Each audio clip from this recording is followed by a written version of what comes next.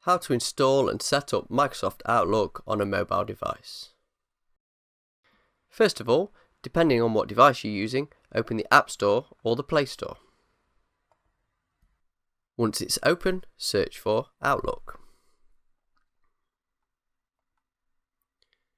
Next, select Microsoft Outlook and install.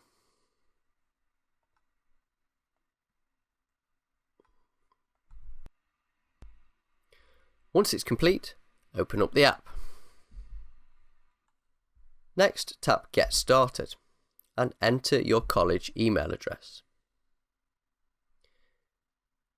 If you've previously used a Microsoft app on your phone, you may find that your account is already listed.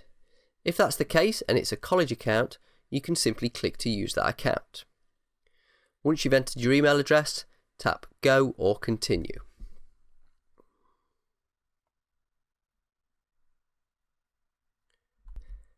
Next, enter your password and tap Sign In. When asked if you want to add another account, click Skip. And if you'd like to, scroll through the tutorials until you get to the tick. Your college emails should now be displayed.